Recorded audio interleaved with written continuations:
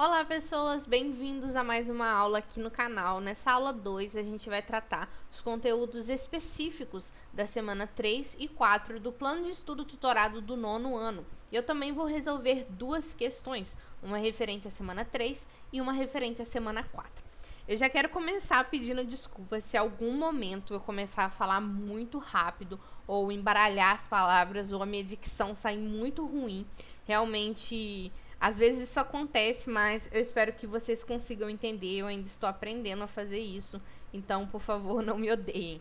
Vamos ver os conteúdos que vão ser trabalhados hoje. A gente vai estudar a Revolução Técnico-Científico e Informacional, as transnacionais, a economia latino-americana, a economia africana e também desigualdade social. Então, o primeiro tópico, né, Revolução Técnico-Científico-Informacional, eu trouxe essa charge que exemplifica muito bem essa passagem de tempos da história da humanidade, né, e também a mudança do sistema de acumulação, mudanças no sistema de produção. A gente vai pular essas 4 primeiras aqui e vamos partir direto da substituição de um sistema feudal agrário, né, para um sistema voltado para a produção industrial com o Fordismo e posteriormente o Toyotismo, que é mais voltado para uma produção flexível, né, onde a técnica, a informação, a comunicação, a tecnologia estão muito presentes. Essa é uma característica importante desse atual momento que a gente vive, onde a informação, onde a internet é de extrema importância, né? Bom, sendo assim, a Revolução Técnico-Científico e Informacional, ou Terceira Revolução Industrial, foi o processo de inovação tecnológica marcado pelos avanços no campo da informática, da robótica, das telecomunicações, dos transportes, da biotecnologia, química fina e nanotecnologia, né? Apesar de não haver um consenso entre os especialistas sobre o seu início, a maioria dos autores cita a década de 1970 como determinante para alavancar esse período do mundo da indústria, né? Então, a gente faz uma recapitulação do que ocorreu na primeira Revolução Industrial, na segunda Revolução Industrial e na atual Revolução Industrial, que é a terceira. Então, na primeira Revolução Industrial, né, de ocorrência entre os séculos 18 e 19, ocorre a adoção de técnicas e maquinários para acelerar e ampliar o processo produtivo. Então, a ampliação da produção, dos quais se destacaram a máquina a vapor, que era movida pelo carvão, né? Isso vocês provavelmente já estudaram. Bom, a segunda Revolução Industrial, por sua vez, ocorre no final do século XIX e durante quase todo o século XX, através da adoção de máquinas e motores mais sofisticados, motores à explosão, os automóveis e equipamentos movidos à energia elétrica, né? E principalmente ao petróleo. Dessa forma, a gente percebe que, à medida que as inovações e revoluções industriais ocorrem, mais as técnicas se tornam avançadas, né? E maior é a qualificação na mão de obra exigida. Sendo assim, ocorre a substituição do homem pela máquina, gerando desempregos estruturais no setor industrial e transferindo boa parte dos trabalhadores para o setor terciário, que é o setor de comércio e de prestação de serviços, né? Que é o que a gente conhece como terceirização da economia. Lembrando dos 3 setores, né? O primário, que estaria relacionado à produção agrícola e também à pecuária e o extrativismo, o setor secundário, que estaria relacionado à produção industrial, e o terciário, que é a prestação de serviços, terceirização da economia. Sendo assim, a Revolução Técnico-Científica, né, ela requeriu uma adoção de um novo modo de produção. Então, a gente não podia mais continuar com o Fordismo, né, que caracterizou a segunda Revolução Industrial, onde a gente tinha a questão de produção de massa e também uma extrema especificação do trabalho do trabalhador, né? O trabalhador, ele atuava em uma única função nas linhas de montagem fordistas. Vocês devem lembrar dessa questão do trabalho especificado, né? Ao contrário do toyotismo, onde a gente tem uma produção flexível, né? Produz de acordo com a demanda, você tem uma produção mais flexível. Realmente os trabalhadores, eles são polivalentes, eles atuam em diversas áreas, também ocorre muita questão da precarização do trabalho e tudo mais. Essas são características da época atual, né? Onde a gente tem essa polivalência do trabalhador atuando em muitas áreas e muitas vezes decorrência da precarização não sendo qualificados para determinados serviços, ao mesmo passo em que a gente tem trabalhadores que são altamente qualificados, né, que geralmente atuam em empresas que requerem um alto nível tecnológico, isso também acontece. E a gente tem processos cada vez maiores de perdas de direitos de trabalhadores polivalentes, mas a gente vê isso um pouco mais para frente. Então, vocês precisam entender que houve, com essa revolução técnico-científico-informacional, a questão de passagem, né, do regime de acumulação fordista para o regime de acumulação toyotista. O regime de produção, tá, gente? Regime de produção fordista para regime de produção toyotista. Desculpem por isso. Bom, uma outra característica, né, que eu acho que eu preciso falar, é a questão da descentralização industrial. O que vocês podem pensar com descentralização? Descentralização vem de retirada do núcleo central das cidades, porque no núcleo central das cidades a gente tem um crescente processo de valorização no preço da terra. Então, se torna muito caro ter uma indústria ali. As indústrias, em sua maioria, elas requerem terrenos absurdamente baratos e amplos para que possa ocorrer a expansão. As indústrias, logicamente, querem se expandir o tempo todo para conseguirem aumentar a sua produção.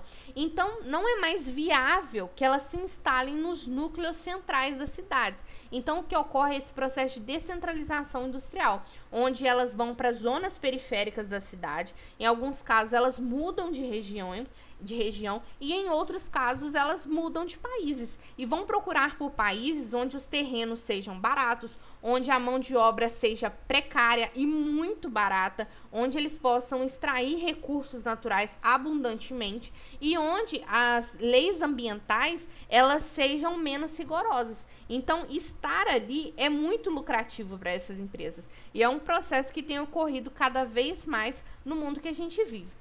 Eu trouxe essa tirinha aqui para vocês que basicamente resume o que eu falei.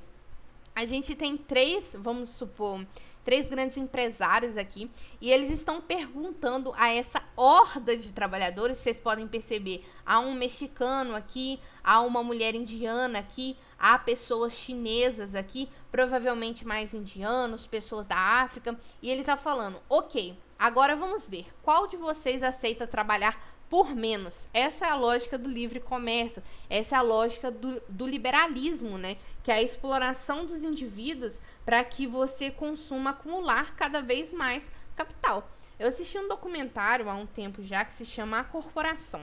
Vocês podem pesquisar no Google, é muito interessante, tem acho que 2 horas e pouco, se vocês estiverem com um tempinho assistam, que é bem legal, fala sobre a constituição das grandes multinacionais no mundo, assim, acho que vai ajudar vocês muito a entender o que ocorre. Mas nesse documentário tem uma fala que me impactou muito, que é de um professor dizendo que nesses países asiáticos, principalmente nos países asiáticos, mas ocorre também nos países africanos, mas vamos focar nos asiáticos, que são pessoas levantando bandeiras e tipo falando assim, venham pra cá, tragam suas indústrias pra cá, as suas multinacionais, a gente vai trabalhar por 10 centavos por dia, porque esse é o valor necessário para que a gente consiga comprar o arroz que nos alimenta, né? Então, esse é o valor que a gente precisa para se manter, para não morrer de fome. Então, às vezes as pessoas elas são super exploradas justamente para terem acesso a direitos muito básicos, como o direito à alimentação, o direito à habitação, o direito à saúde, né? Então, essa também é uma tendência da época atual. Eu acho que eu vou voltar aqui nesse tópico, porque eu ainda não terminei de falar dessa parte. Mas é importante que a gente também considere, né, que as sucessivas revoluções industriais, elas não ocorreram ou ocorrem, né, de forma homogênea pelo mundo. Ou seja, elas não são iguais para todas as nações do mundo. Existem nações que são altamente desenvolvidas e tecnológicas, como os Estados Unidos, o Canadá, os países da Europa, por exemplo, a Alemanha. o Japão, né, que são muito influentes em relação à produção e distribuição de tecnologias, mas ao mesmo passo existem países que ainda estão na segunda revolução industrial, que ainda estão se industrializando, né, e outros países que ainda têm sua economia voltada para o primeiro setor, que é o setor da agricultura e da pecuária. Por exemplo, muitos países africanos, eles têm como base da sua economia a questão da agricultura e da pecuária e também o extrativismo, né? O extrativismo, por exemplo, o extrativismo vegetal, o extrativismo mineral, o petróleo, né? A questão de retirada do petróleo. Então, essas revoluções, elas ocorrem de diferentes formas, né? Em todos os locais do globo. Alguns locais, eles concentram essa tecnologia realmente, e por concentrarem essa tecnologia na atual fase da globalização que a gente vive, elas exercem muita influência sobre as outras nações, que é o que a gente provavelmente vai estudar nos próximos PETs, e é um ótimo conteúdo muito interessante, né? Então, a gente tem que a implementação nos países periféricos dessa tecnologia, dessa revolução técnico-científica informacional, ocorre somente através das multinacionais, em que a produção migra, mas a tecnologia em si não. Então, eles estão buscando explorar esses espaços, tá? Eles estão buscando explorar o solo, explorar os recursos naturais, explorar as próprias pessoas, mas não distribuir a tecnologia, não fazer com que essas pessoas se tornem grandes produtoras de tecnologia iguais eles são. Então, também uma reflexão importante. Eu vou beber água e já volto, espera aí. Ok. Então, a gente fala agora sobre a economia latino-americana. Vocês devem saber que a industrialização dos países latino-americanos foi bastante tardia. Eles começaram a se industrializar no período da Segunda Guerra Mundial por conta da destruição dos países europeus, né? Eles costumavam comprar, né, importar produtos da Europa, e eles se voltavam aqui para a produção, por exemplo, no caso do Brasil, a produção cafeeira, uma coisa mais voltada para agricultura e pecuária. Então, eles importavam artigos industriais. Mas com a Segunda Guerra Mundial, a gente tem uma política de industrialização por substituição de importações, né? Então, o próprio país, ele começa a se industrializar, a produzir produtos industriais. Ok? Mas ainda assim, a questão do primeiro setor é muito preponderante aqui na América Latina, né?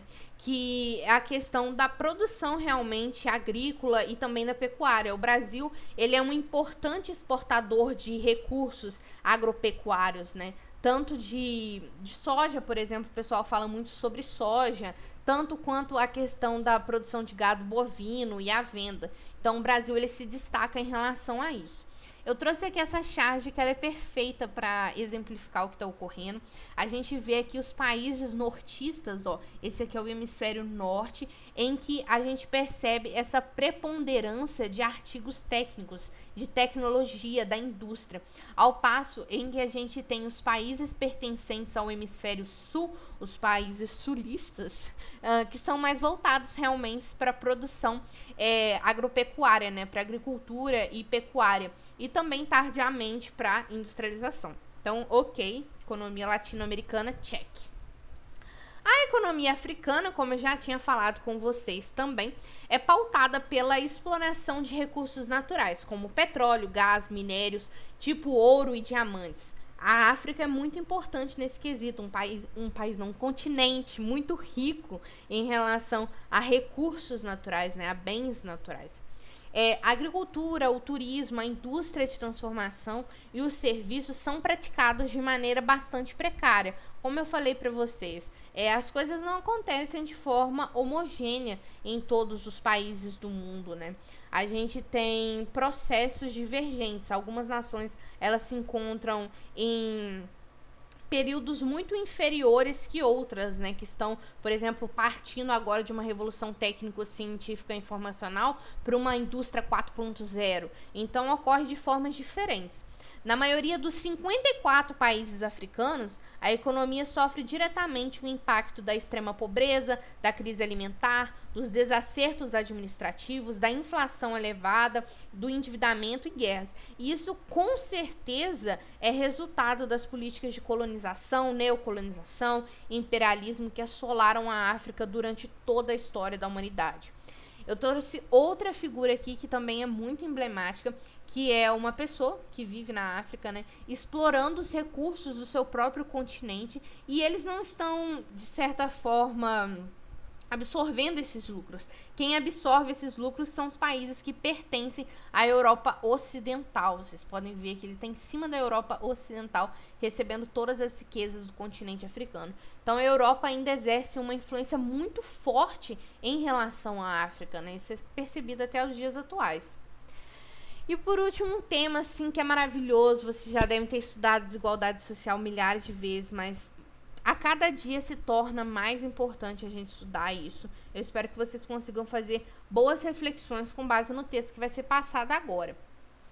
Então, é importante a gente frisar que a desigualdade social é um processo existente dentro das relações da sociedade presentes em todos os países do mundo. A pobreza, a miséria, a fragilidade social, o empobrecimento da população existem em todos os países. Não é porque uma nação é desenvolvida como os Estados Unidos que lá não existam mazelas sociais. Existem. Lá se concentram grandes bilionários, mas ao mesmo tempo se concentra uma população fortemente empobrecida, né?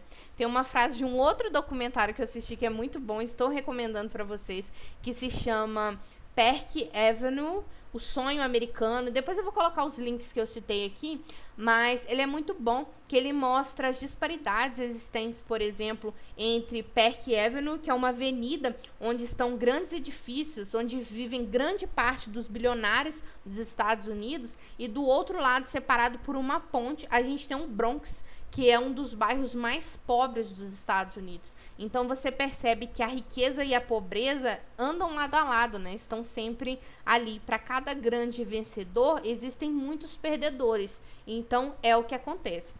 Determina um lugar aos desiguais, sejam por questões econômicas, ricos e pobres, a elite, a classe trabalhadora explorada, de gênero, de cor, de crença, né? Muitas pessoas sofrem perseguição por conta da sua religiosidade, de círculo ou grupo social ou classe social ainda, prejudicando e limitando o status social dessas pessoas, né? Além de seu acesso a direitos básicos, tal qual a educação, saúde, direito à propriedade, direito ao trabalho, à moradia, a boas condições de transporte e locomoção.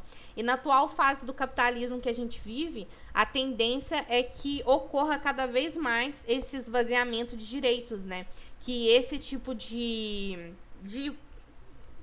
política pública, né? Política pública como a educação e a saúde, o trabalho, passe para a esfera privada, né? E consequentemente para uma precarização. Nem todas as pessoas terão acesso a esse recurso. Então, eu coloquei aqui para vocês algumas possíveis causas dessa desigualdade social. A gente tem a questão da má distribuição de renda, né? A concentração do poder. Muitas pessoas sem nada e poucas pessoas com muito, né? A má administração de recursos, principalmente públicos, a lógica de mercado do sistema capitalista, né? Quanto mais lucro para as empresas e os donos de empresa, melhor, não se importando com as pessoas que estão sendo exploradas nesse processo. A falta de investimentos nas áreas sociais. Tenham em mente que falta de investimento é um projeto para precarização, né? Então a gente tem essa falta de investimento em cultura, em assistência às populações mais carentes, né? Em saúde e educação. Vivendo na periferia do capitalismo mundial, a tendência é que cada vez mais essas políticas sejam precarizadas, né? Ao passo em que a população ela se torne cada vez mais empobrecida e aceite o que foi imposto a ela, como, por exemplo, trabalhar horas e horas por um salário mínimo muito precário. Falta de oportunidade de trabalho também seria uma dessas possíveis causas. Eu li uma coisa hoje que eu acho que vai exemplificar muito essa questão da concentração de poder. Eu li e falei, seria tão bom se eu passasse para os meninos, né? 3 notícias do mesmo dia, no Brasil, tá? Metade do Brasil vive em insegurança alimentar. Na pandemia, Brasil ganha 11 novos bilionários na lista da Forbes. O Brasil registrou 4.195 mortes em 24 horas. Então a gente percebe que enquanto grande parte da população vive em condição de insegurança alimentar, ou seja, não tem recursos para comprar a própria alimentação, para garantir a própria subsistência, existem 11 pessoas que se tornaram bilionárias durante a pandemia. Ou seja, os produtores de desigualdade social, os produtores de pobreza estão aí, enquanto a população está cada dia mais pobre. E essa questão do Brasil registrando 4.195 mortes é com certeza um reflexo da ausência de políticas sociais, né? De uma política eficiente de saúde, por exemplo, do acesso amplo à vacinação. Então, reflitam sobre isso. Gente, agora, para finalizar, a gente sempre faz 2 exercícios, né? Eu peguei aqui o PET Semana 3, exercício 2, que diz o seguinte: a partir dos seus conhecimentos sobre as empresas transnacionais e a terceira revolução industrial, avalie os efeitos positivos e negativos causados pela instalação dessas empresas em países da América Latina e África. Eu vou citar para vocês alguns efeitos negativos e eu peço para que vocês tentem fazer os efeitos positivos. Na verdade, eu acho que eu vou tentar dar uma visão global, mas eu espero que vocês consigam aprofundar no que eu falar aqui. A questão dessa instalação, como eu disse para vocês, ela viabiliza 3 questões. A primeira, você precisa de um terreno amplo e barato, né, para que você possa se expandir. Você precisa de mão de obra barata e farta e alienada. E você também precisa de que o Estado ele não puna você quanto, por exemplo, a fiscalização de questões ambientais. Então, só disso aqui a gente pode ver que a instalação de transnacionais cria uma relação de dependência, tá? Entre o país que é sede da multinacional, ou seja, o país desenvolvido, e o país subdesenvolvido que está recebendo essa empresa. Por quê? Porque, basicamente, grande parte da população vai ser empregada pelaquela multinacional. Então, vai haver necessidade de emprego. E se em algum momento essa multinacional sair desse país, o que vai acontecer? Desemprego em massa. E desemprego em massa leva à crise fiscal do país. Então, esse é um primeiro ponto negativo, né? Que é a criação de dependência. Segundo ponto, a exploração do trabalhador. Vocês devem imaginar que os salários eles são muito precários. Às vezes, o trabalhador não tem tantos direitos, né, trabalhistas, são retirados esses direitos trabalhistas. A questão também ambiental, a gente tem a prejudicação do meio ambiente, né? O meio ambiente ele é prejudicado nesse processo de instalação das transnacionais. A gente tem a poluição atmosférica, poluição hídrica, poluição do solo, às vezes poluição visual, sonora. Então ocorre, né, um processo de se prejudicar o meio no qual essa transnacional é instalada. A gente pode pensar também, eu acho que eu já falei da criação de desigualdade social, da dependência, das questões ambientais. Você pode pensar que essas transnacionais elas geram muito lixo, né, muitos dejeitos que às vezes são precariamente jogados no meio. Então, esses são pontos que talvez sejam frutos de reflexão. Em relação aos pontos positivos, né, as pessoas elas vão ter onde trabalhar. E por terem onde trabalhar, elas vão ter o que comer. Então, basicamente, você vai garantir a reprodução social. Pensem em outras formas e se vocês tiverem dificuldade ou quererem, sei lá, debater sobre esse assunto, me chamem, por favor, no WhatsApp. Eu acho que vai ser muito interessante. E por último, PET Semana 4, exercício 2B. Por que o desperdício tende a ser maior em países ricos? Porque os países ricos têm acesso.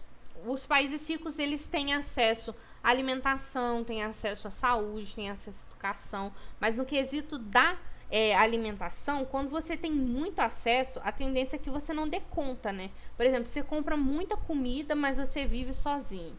Então, em algum momento, aqueles alimentos eles vão se perder. Então, você vai jogar aquilo fora.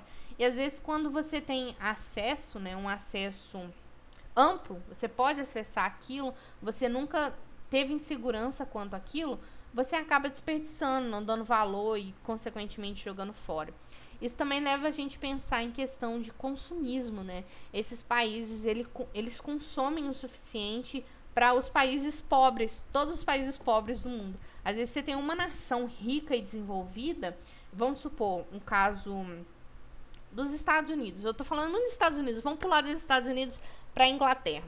Às vezes você tem que a Inglaterra, ela consome o suficiente, né? Consome, não, desperdiça o suficiente para alimentar a população africana ou algum país da América Central. Então, realmente, creio que sejam pontos interessantes, né? Tipo, de analisar em relação ao desperdício. E eles produzem muito lixo, eles produzem muita desigualdade social, mas eles também produzem muito lixo. Nos Estados Unidos, qualquer alimento que você vê sai de uma lata.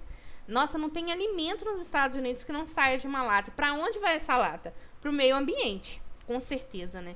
Então, além deles jogarem comida fora, eles ainda produzem muito lixo que demora séculos e séculos para se decompor na natureza. Então, um relato de revolta no dia de hoje. Mas é isso, gente. Eu espero que a aula de hoje tenha ajudado vocês em relação aos tópicos mais importantes dessa unidade, né? A revolução técnico-científica informacional é um tema muito interessante. Eu sugiro que vocês continuem pesquisando, assim como a ação das transnacionais. Assistam o filme A Corporação, acho que vocês vão adorar. Economia latino-americana e africana também tem muito mais coisas, né? Procurem se inteirar em relação ao assunto. E a desigualdade social, nunca parem de aprender sobre isso, porque é a única forma de a gente contestar o que a gente vive, né? Então, é isso. Consultem a apostila, tá? Que eu vou deixar para vocês. Leiam os textos que eu coloquei lá. Façam os exercícios que eu propus. Façam os exercícios dos pets também. Não se esqueçam de enviar para Roberta. E a gente se vê no próximo bimestre, né? Porque agora só vai ter aula no próximo bimestre. Deixem seus comentários em relação aos vídeos, se eu falo muito rápido. Eu sei que eu falo muito rápido, tá? Então, tentem, sei lá, diminuir a velocidade do vídeo. Tem nas configurações aí do YouTube pra fazer isso. Mas eu vou tentar estar sempre melhorando. Me digam se vocês gostam desse formato, né? Ou talvez se vocês queiram um podcast. Eu não sei se vocês preferem apostilas, né? Pelas pessoas que eu conversei, ela me disse que gostava mais de áudio porque dava para entender. Então, talvez falar assim seja mais fácil de compreensão, assessorado por um textinho bonitinho assim, ajude melhor. Mas é isso, espero que vocês tenham gostado e até o próximo vídeo. Fiquem bem, saudáveis e em casa. E até breve, se vocês tiverem alguma dúvida, me mandem no WhatsApp. Tchau, tchau!